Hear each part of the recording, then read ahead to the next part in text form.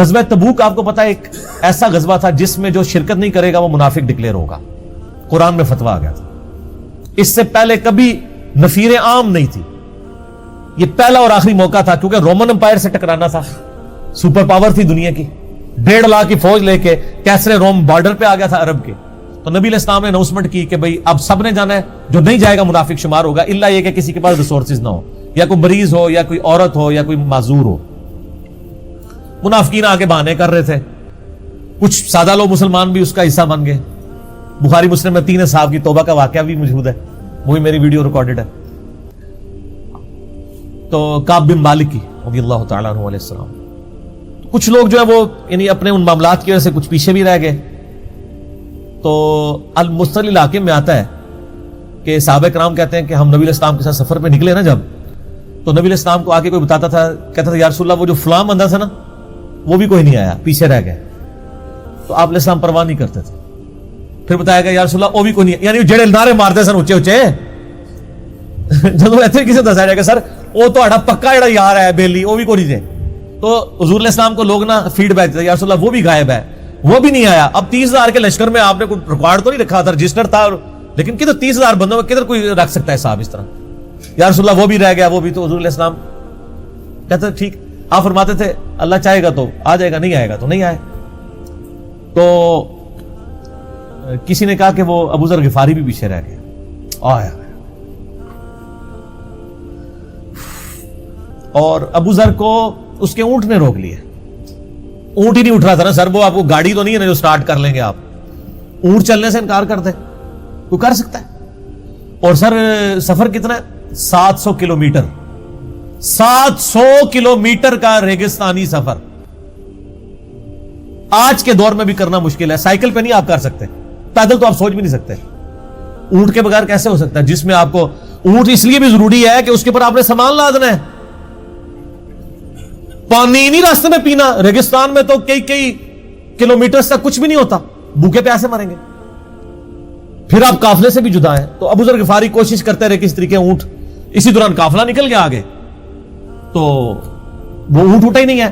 تو حضرت ابو ذر غفاری نے اپنا سامان اپنی پیٹھ پہ لاد لیا, پیدل چل پڑے ریگستانی سفر میں. حاکم کی روایت ہے کہ ہم نے دیکھا دور سے ایک اکیلا شخص آ رہا ہے جس کی پیٹھ کے اوپر بورا لدا ہوا ہے. تو نبی علیہ السلام کی آپ محبت دیکھیں, آپ نے فرمایا کہ تو ابو ذر ہو جا, یعنی جو آنے والا شخص ہے تو ابو ذر ہو. یعنی حضور نے خواہش کا اظہار کیا. آپ کو نظر تو نہیں آ رہا تھا یہ کون آ رہا ہے, آپ کی محبت, آپ کو پتا تھا ابو ذر غفاری نہیں رہ سکتا پیچھے. تو صحابہ کہتے ہیں آپ نے فرمایا تو ابو ذر ہو جا. تو صحابہ کہتے ہیں تھوڑی دیر بعد جب وہ قریب آئے تو ہم نے پہچان لیا ابو ذر غفاری ہیں. تو جب ہم نے پہچان لیا نا تو حضور علیہ السلام نے ان کے پہنچنے سے پہلے آپ نے فرمایا ابو ذر کو دیکھو اکیلا آ رہا ہے, اکیلے ہی دنیا سے جائے گا اور قیامت دن بھی اکیلا اٹھایا جائے گا. دنیا سے کیا کہہ رہے گے.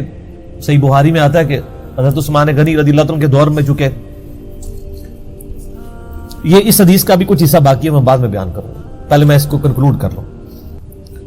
کہ صحیح بخاری میں آتا ہے کہ حضرت ابو ذر غفاری شام چلے گئے تھے, وہاں پہ چونکہ گورنر تھے حضرت معاویہ رضی اللہ تعالیٰ عنہ. وہ قرآن کی جو سورہ توبہ کی آیات ہے نا کہ جو لوگ سونا اور چاندی جوڑ کے رکھتے ہیں یہ گرم کر کے ان کی پیٹھوں پہ, ان کے ماتھے کے اوپر لگایا جائے گا قیامت والے دن. تو وہ یہ آیت پڑھا کرتے تھے اور حضرت معاویہ سے ان کا جھگڑا رہتا تھا کہ تم لوگ جو یہ مال جوڑ رہے ہو نا اور یہ اتنے خزانے تم لوگوں نے بنا لیے ہیں, یہ نبی علیہ السلام کی تعلیمات کے خلاف ہے. تو حضرت معاویہ کہتے تھے یہ تو اہل کتاب کے بارے میں آیات نازل ہوئی ہیں. تو وہ کہتے تھے نہیں یہ سب کے بارے میں ہے. اب شرعی حکم یہ ہے کہ مال آپ جوڑ سکتے ہیں اگر آپ زکات دے رہے ہیں, لیکن یہ پسندیدہ نہیں ہے, طریقہ نبوت یہ نہیں ہے. نبی علیہ السلام نہیں جوڑ سکتے تھے, پوری زندگی زکات دینے کی نوبت نہیں آئی ہے, حالانکہ خمس ملتا تھا, خیرات کرتے تھے. ابو ذر غفاری کا جھگڑا یہ تھا کہ تم تو نبی کے صاحب ہو, تم لوگوں کو یہ زیب ہی نہیں دیتا کہ تم لوگ اس طرح کے مالات میں رہو اور اس طرح مال جوڑو. تو اب چونکہ سینئر سے ابھی تھے, ان کو ہاتھ ڈالنا بھی آسان نہیں تھا. پھر نبی علیہ السلام نے فرمایا ہو کہ اس سے زیادہ سچا انسان ہی کوئی نہیں. تو معاویہ نے خط لکھا حضرت عثمان کو کہ جی اس بندے سے میری جان چھڑائے نا. اس کو آپ واپس بلائیں. حضرت معاویہ نے جب خط لکھا تو عثمان نے ان کو کہا تم مدینہ شریف واپس آ جاؤ. مدینہ شریف جب یہ واپس آئے تو صحیح بخاری میں آتا ہے کہ لوگوں کا جھمگٹا لگ گیا بزرگ غفاری کے گرد. لوگوں کو پتا تھا کہ تو بڑا یعنی زہد والا بندہ ہے. تو ابو ذر غفاری وہی حدیثیں سنایا کرتے تھے کہ حضور نے فرمایا یہ پہاڑ سونے کے برابر ہو تو میں خیرات کر دوں گا.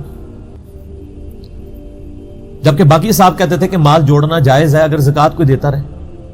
وہ یہ کہتے تھے کہ یار یہ تم لوگوں کو تو زیب نہیں نہ دیتا, یار تم لوگ تو یہ باتیں نہ کرو, تم لوگ نبی کی صحبت یافتہ ہو, تم لوگوں کو تو زہد ہونی چاہیے تم لوگوں کی زندگی میں. اب لوگوں کا ہجوم ان کے گرد لگ گیا اور پھر حضرت عثمان نے ان کو خلیفہ وقت بلایا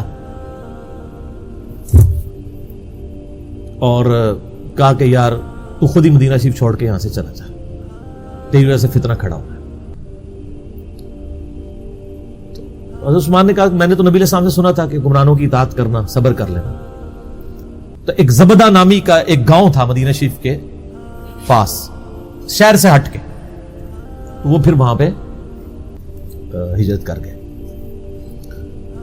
آپ دیکھیں ریونج کیسا تھا, لوگ کتنے ڈرے ہوئے تھے کہ ابو ذر اپنی بوڑھا شخص 80-90 سال کا بابا اپنی ایک بڑھیا بیوی کو لے کے اس عمر میں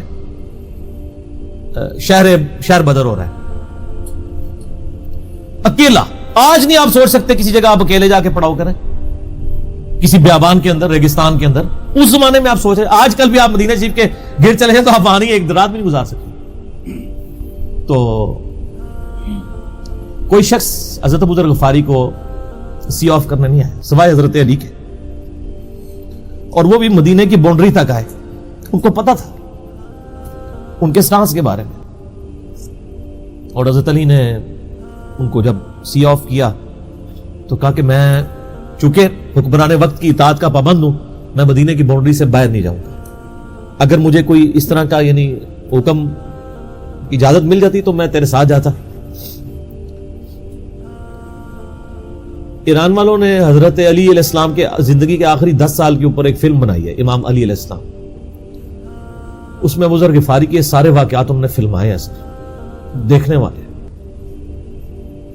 جب مولا علی چھوڑنے آتے ہیں, پھر جو ان کی ڈیبیٹس ہوتی ہیں مدینہ شریف میں لوگوں کے ساتھ, وہ ساری انہوں نے ویڈیو میں فلما دی. پھر یہ چلے گئے وہاں پہ رہنا شروع ہو گئے. اب اس حدیث کی طرف واپس آ جائیں جو فرمایا آپ علیہ السلام نے اکیلے ہی مرے گا.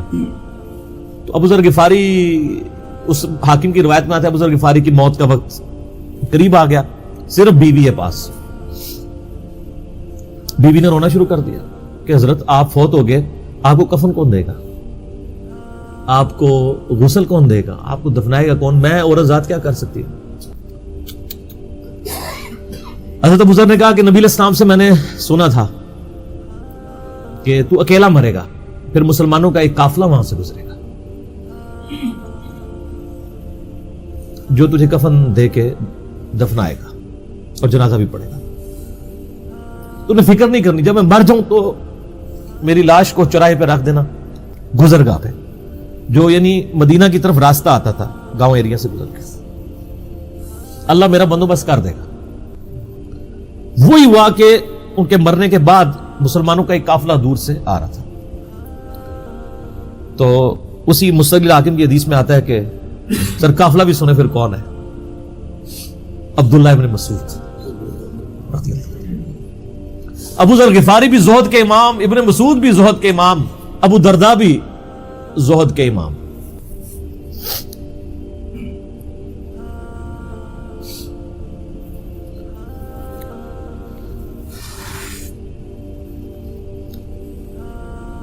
ابن مسعود رضی اللہ تعالیٰ عنہ جب وہاں پہ رکے, ان کو تو نہیں پتا تھا یہ کون ہے.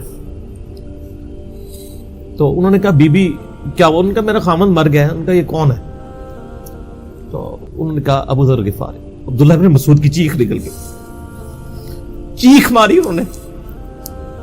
ان کا واہ, اللہ کے نبی نے فرمایا تھا کہ ابو ذر اکیلا آ رہا ہے تبوک کے موقع پہ, دنیا سے بھی اکیلا جائے گا. اور قیامت والے دن بھی اکیلا اٹھایا جائے گا. یعنی اب اسی سرزمین سے ہی اس نے اٹھنا ہے نا, ہر بندے نے اپنی قبر سے اٹھنا ہے. یعنی وہ مسلمانوں کے قبرستان میں بھی دفن نہیں. ایک یہ جو مزار کی رٹ لگائے پھرتے ہیں, میں ان سے پوچھتا ہوں تمہارے بابوں کی کیا اوقات ہے؟ ابو ذر غفاری کا مزار دکھاؤ کدھر ہے. جو اس روئے ارض پہ نیلی چھتری کے نیچے سچا ترین انسان جس کو اللہ کے نبی کہہ رہے ہیں, اس کا کوئی مزار نہیں ہے. غریب المتنی میں مرا ہے, اس کی قبر بھی ایسی جگہ ہے جہاں مسلمانوں کے پاس قبریں بھی کوئی نہیں ہے. ایک ریگستان میں اکیلی قبر ہے, اس قبر کا بھی کسی کو نہیں پتا, اس پہ کوئی مزار بھی نہیں ہے. اور قیامت دن بھی اکیلا اٹھایا جائے گا, یعنی قیامت تک وہاں پہ کوئی قبرستان بھی نہیں بنے گا. ظاہر نبی علیہ السلام کی یہ بھی خبر ہے, تو کیا وہ ناکام ہو گیا اگر مزارات ہی دلیل ہے کامیابی کی؟ تو عبداللہ ابن مسعود رضی اللہ تعالیٰ نے ان کو غسل دیا, کفن دیا اور دفنا دیا. یہ پوری ڈیٹیلز آپ کو المستدل الحاکم میں مل جائیں گی. تو ابو ذر غفاری ان چند شخصیات میں سے ہیں جن میں پوری امت کا اتفاق ہے ان کی نیکوکاری کے اوپر. شیعہ بھی ان کو بہت رسپیکٹ دیتے ہیں, اہل سنت بھی دیتے ہیں, صوفیاء کے ہاں بھی ان کو امام مانا جاتا ہے زہد کی وجہ سے. آپ تصوف کی جتنی کتابیں پڑھیں, چاہے امام غزالی کی ہوں, رسالہ کو شریعہ پڑھیں اور لوگوں کو بھی پڑھنا شروع کریں, تو ابو ذر غفاری آپ کو زہد کے امام کے طور پہ ملیں گے کہ ان کی زندگی میں یعنی یہ زہد تھا کہ انہوں نے کس طرح کی زندگی گزاری ہے. سر لوگ مجمع میں مرتے ہیں, ان کو یاد کوئی نہیں کرتا. اور ابو ذر غفاری کو آج بھی دنیا یاد کر رہے ہیں, ہم بھی یاد کر رہے ہیں رضی اللہ تعالیٰ عنہ وعلیہ السلام.